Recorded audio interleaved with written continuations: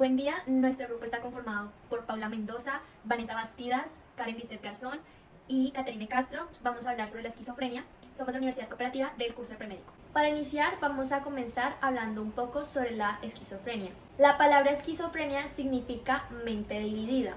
La esquizofrenia actúa como un trastorno mental donde los pacientes actúan de una manera diferente, piensan de una manera diferente y asimismo sienten de una manera diferente.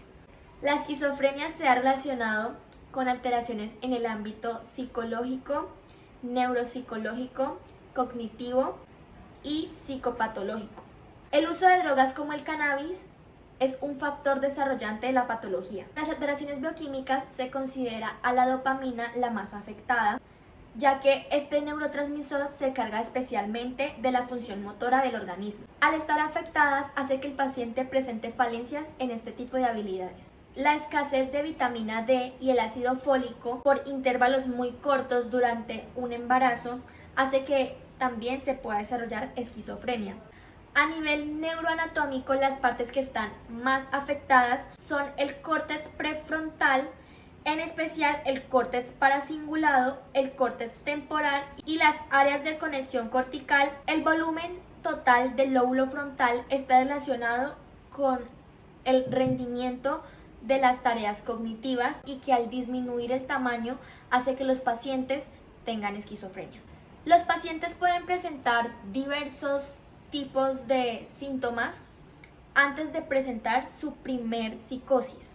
Se considera que la heredabilidad de la esquizofrenia es del 80% y esta puede aumentar si algún familiar del paciente estuvo o está diagnosticado con esquizofrenia. Existen 5 tipos de esquizofrenia. El primero es la esquizofrenia paranoide. Este tipo es la más frecuente y se caracteriza por tener ideas delirantes y alucinaciones auditivas.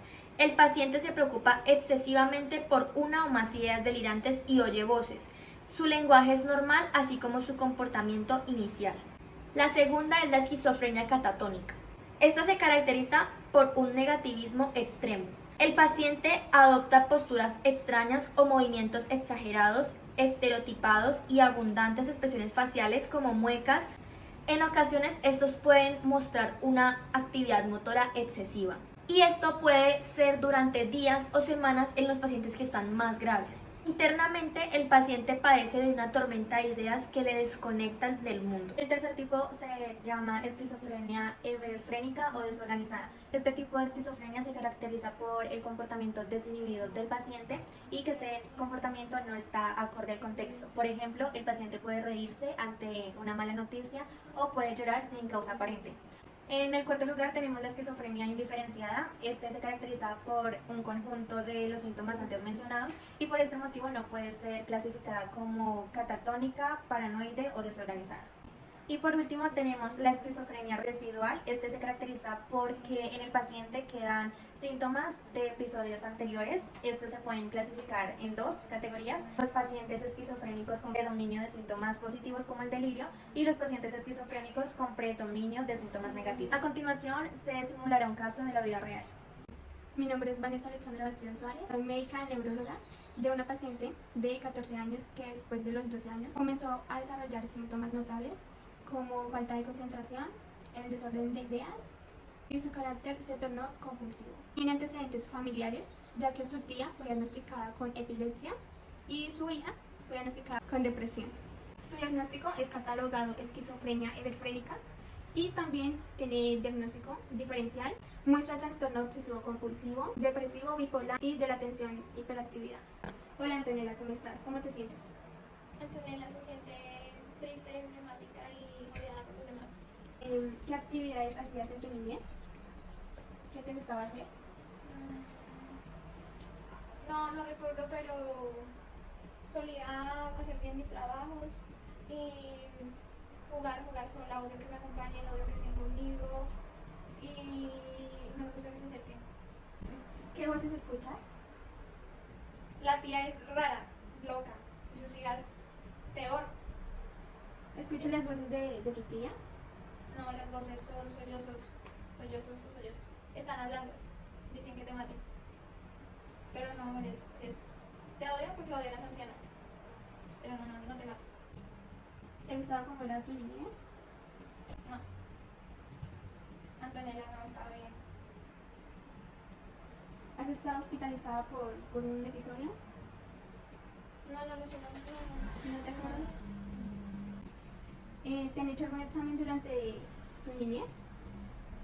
La tía loca y los rayos, las luces así, y encontrar aquí una máscara acá. Ok, ese es un electroencefalograma. ¿Te ha gustado hablar conmigo? Hablar, pero no me gustan las pronunciaciones. Aturbe, soy aburrida. Quiero irme a lavar las manos porque ya es hora de lavar las manos. Y no. Agua y ya es hora de lavar las manos. ¿Te Acomoda los gustaría- zapatos y la luz está incomodando. Los ¿Y discos duros. te consideras que deberías salir del hospital? ¡Claro! Sería feliz, ya estoy muerta aquí. Estoy muerta con los extraterrestres, invadida, medicamentos y aguas. Ok, fue un placer hablar contigo. No fue. La semiología de la esquizofrenia se divide en dos categorías. En una tenemos la sintomatología de los síntomas positivos y en la otra tenemos los síntomas negativos. Dentro de los síntomas positivos encontramos los delirios, que es el síntoma principal de la esquizofrenia, acompañados de alucinaciones, alteraciones en el lenguaje, en el curso, comportamiento extravagante o desorganizado. Los síntomas negativos tenemos la apatía y la pobreza del discurso. Generalmente los pacientes no solamente presentan un síntoma, sino que estos vienen acompañados mutuamente de los anteriores mencionados.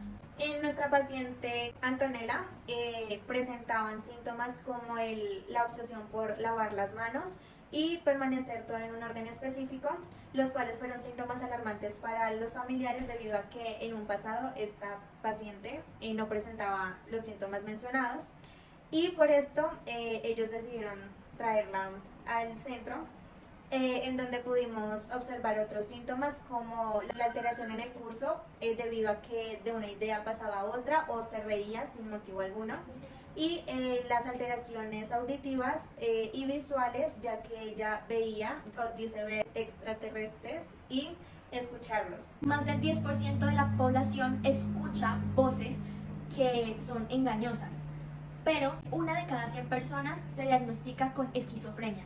Y en el mundo tenemos alrededor de 24 millones de personas con esquizofrenia, lo que hace que el 1% de la población padezca de esquizofrenia. El diagnóstico se toma de diferentes maneras, pero primero vamos a ver los exámenes iniciales que se le hacen a una persona. Hemograma, TSH, perfil lipídico, pruebas hepáticas y la prueba de glicemia. En algunos casos se consideran otras circunstancias que hacen que el diagnóstico o el método de diagnóstico del paciente sea diferente, como por ejemplo la uremia, examen de orina completo, screening de drogas, TAC de cerebro, detección de VIH, test de embarazo, electroencefalograma estándar y con privación de sueño. A nuestra paciente Antonella le hicieron un electroencefalograma a la edad de los 12 años, pero ese salió normal. Las tomografías por resonancia magnética nos permiten ver las conexiones entre los dos hemisferios del cerebro. En la esquizofrenia se reducen las regiones frontales y aumentan las posteriores. El tratamiento de la esquizofrenia se basa fundamentalmente en dos actuaciones: utilización de fármacos antipsicóticos y terapias psicosociales. Existen dos tipos de fármacos: el antipsicótico típico y el atípico. Los fármacos de baja potencia se administran en dosis altas por centímetros de miligramos. Causan más hipotensión postural y sedación. Desarrollan en enfermos que mantienen agitados. Los fármacos actúan como bloqueantes de dopamina y tienen efectos secundarios. Los antipsicóticos de baja potencia se consideran como sedantes y los psicóticos de alta potencia se consideran como incisivos. Los tratamientos psicológicos se dan por medio de intervenciones familiares, psicoeducativas, entrenamiento en habilidades sociales, tratamientos cognitivos conductuales para los delirios. Hay que recalcar que a sus pacientes de esquizofrenia no se les realiza ningún tipo de cirugía. Existen muchos mitos de la esquizofrenia y vamos a desmentirlos. Es que la esquizofrenia es para siempre. Existen varios desenlaces de trastornos esquizofrénicos.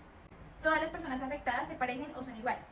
La realidad es que no son iguales porque existen categorías de diagnósticos y sus diagnósticos pueden variar por las enfermedades de antecedentes de sus familiares o de sus ambientes sociales, no por su tipo de enfermedad. Es que la esquizofrenia se puede prescribir desde la compensación.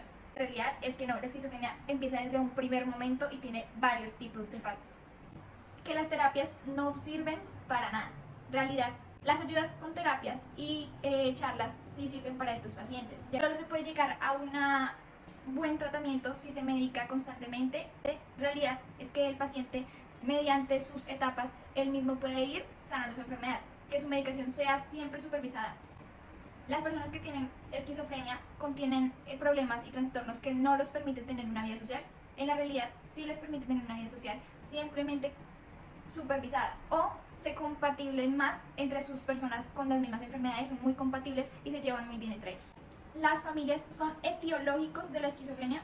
No, en la realidad las familias son ayudas y son apoyos para estas personas que tienen este tipo de enfermedades, para que primero los distingan a ellos y convivan en una buena relación social y familiar, para que así puedan proyectarla a las demás personas.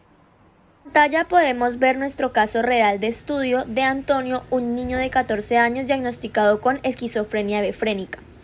El resto de la información suministrada en el video fue tomada de nuestro archivo de Word. Al final del archivo aparecen las referencias bibliográficas. Muchas gracias por la atención prestada.